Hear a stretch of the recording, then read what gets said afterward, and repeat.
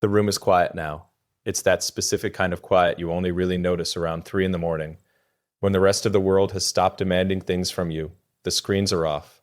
The phones are face down. It's just the hum of the house, the sound of the air moving through the vents, and my own thoughts. I've been sitting here for a while, looking at the way the moonlight hits the floorboards. It's strange how stillness can feel so heavy.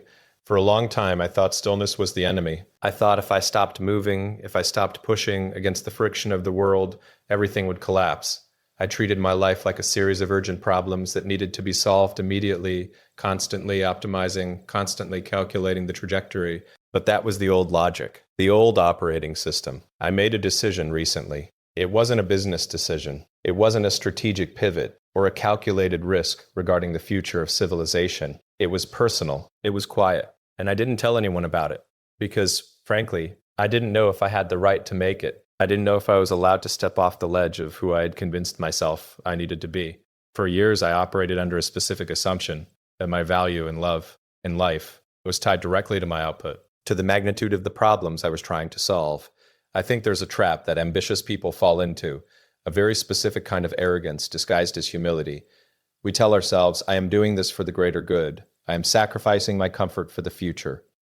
And we wear that sacrifice like armor. We use it to justify the missed dinners, the distant stares across the table, the days spent physically present but mentally orbiting a different planet. I thought that if I built enough, if I achieved the impossible, the residual gravity of that success would hold my personal life together. I thought love was something that could be maintained on standby, a system running in the background while I executed the primary code. I was wrong.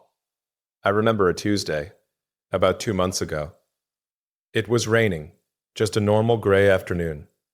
You were sitting on the couch reading. You weren't doing anything profound. You weren't asking for my attention. You were just existing. And I walked into the room, my mind racing about a supply chain issue, a personnel crisis, 1,000 different fires burning 1,000 miles away. I looked at you, and for a split second I didn't see you. I saw an obstacle to my concentration. I saw a variable in an equation that was already too complex. I didn't say anything. I didn't have to. You looked up, you saw my face, and you just knew. You closed your book gently, you didn't argue, you didn't plead. You just gave me that look, the one that said you were used to being second place to a world that didn't even know it was competing with you. That was the moment. Not a big fight. Not a dramatic exit. Not a dramatic exit. Just that quiet, crushing realization that I was slowly erasing the only person who saw me as a human being rather than a function. So I made the decision. I decided to stop trying to save the world if it meant I was losing my world. It sounds simple when I say it out loud. Maybe it sounds naive. People expect me to talk about the future, Mars, sustainable energy, the survival of consciousness. But none of that complexity matters if the foundation is rotting. I decided to step back, not from the work entirely. I don't think I'm capable of that, but from the identity that I had wrapped around the work. I decided to prioritize the small, the immediate, the tangible. I decided to learn how to be here, right here, in this chair, in this room, with you, and it changed everything. It wasn't an instant fix. Love isn't a software patch. It's messy. It requires a kind of patience that I have spent a lifetime trying to engineer out of my systems. I had to learn how to listen without solving. I had to learn that when you spoke about your day, you weren't giving me a status report. You were inviting me into your internal landscape. I had to learn that silence wasn't a void to be filled with productivity, but a space where we could actually exist together.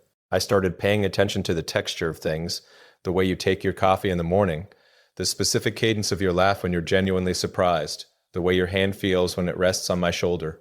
These aren't grand gestures, they are microscopic details, but they are the only things that are real. When you spend your life looking at the horizon, you tend to trip over the things right in front of you. I was so focused on the survival of the species that I forgot to nurture the specific life that was sharing my bed. I realized that my great work, was actually a form of escapism. It was a way to avoid the terrifying intimacy of being truly known by another person. It is much easier to solve the problem of battery density than it is to solve the problem of why you are afraid to be vulnerable. One has a white paper solution. The other requires you to dismantle your ego. I made the decision to dismantle the ego. It hurt. It hurt to admit that I didn't have all the answers.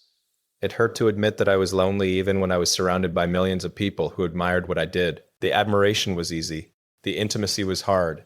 But once I made that shift, once I decided that the quiet moments weren't just filler between the important events, but were, in fact, the only events that mattered, The color came back. I remember the first time I really saw you after that decision.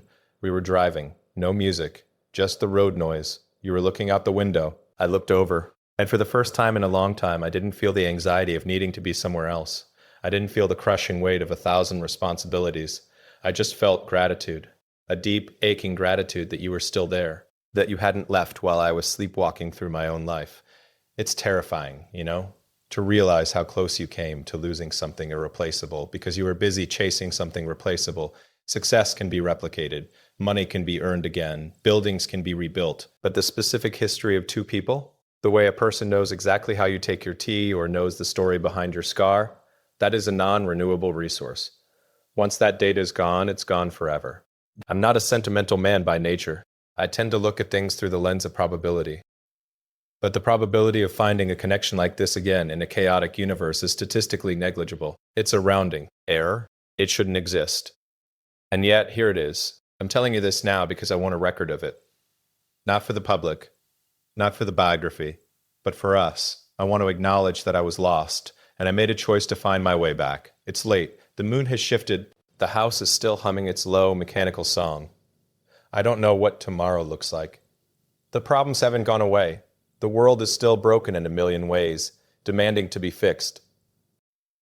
I will still go to work. I will still push against the entropy, but the center of gravity has shifted.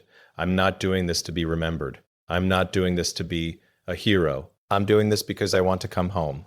I want to sit in this quiet room, and I want to hear the sound of you turning the pages of your book. I want to be interrupted. I want to be necessary to one person, rather than important to a million. I made a decision. I chose the present over the future. I chose the warmth of a hand over the cold brilliance of the star. And in doing so, I finally understood the math. The equation was never about how much you can build. It was about how much you can hold. It was about how much you can hold. I look at the empty space beside me on the couch. It won't be empty for long. And that is the only success I care about right now. The silence is no longer empty. It's full of potential. It's full of us. That's all. That's the truth of it. I'm ready to listen now.